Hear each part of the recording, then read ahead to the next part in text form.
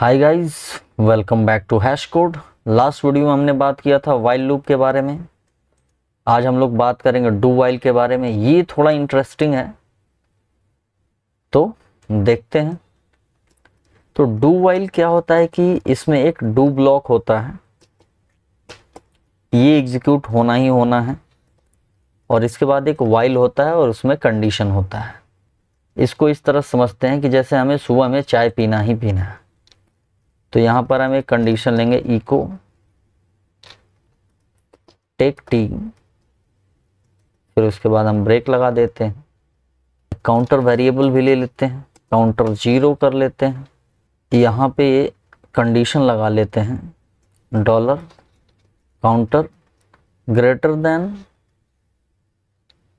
10 होना चाहिए।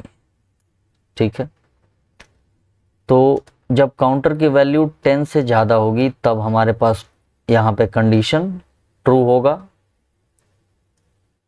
और तब ये ब्लॉक एग्जीक्यूट होगा।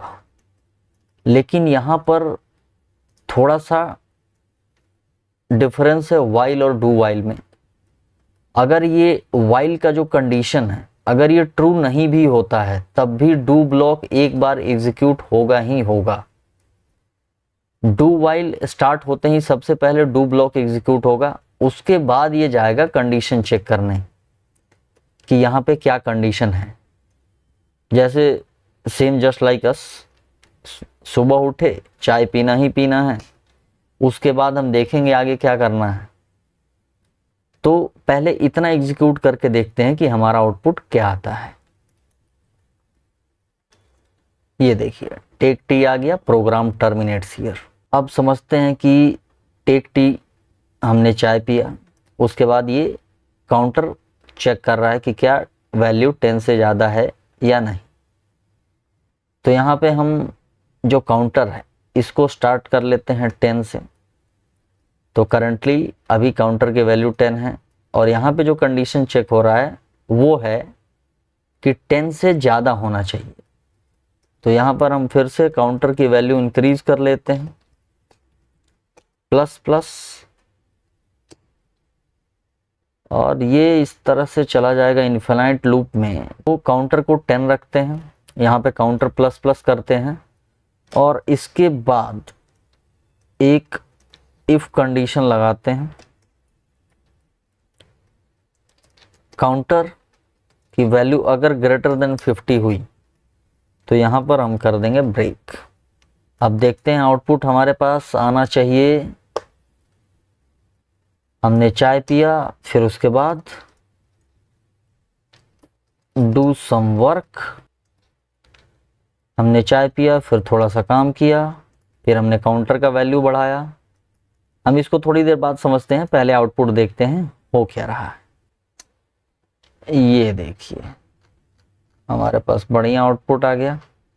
तो यहाँ पे काउंटर की वैल्यू करंटली 10 है। ये डू वाइल ब्लॉक में सबसे पहले डू ब्लॉक एग्जीक्यूट होगा ही होगा।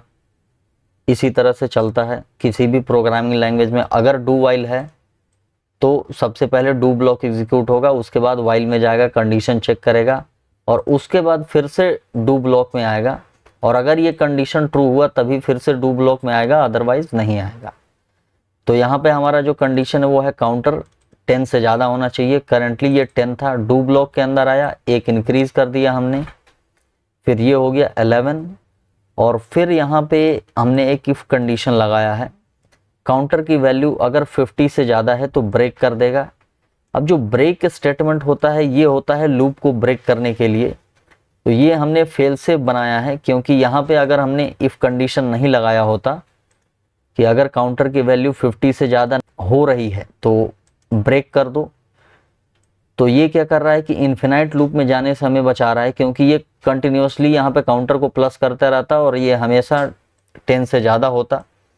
तो ये जो इफ़ कंडीशन है ये हमारा फेल सेफ है। अगर काउंटर की वैल्यू 50 से ज़्यादा हो गई यहाँ पे इंक्रीमेंट करने के बाद तो ये ऑटोमेटिकली ब्रेक कर देगा।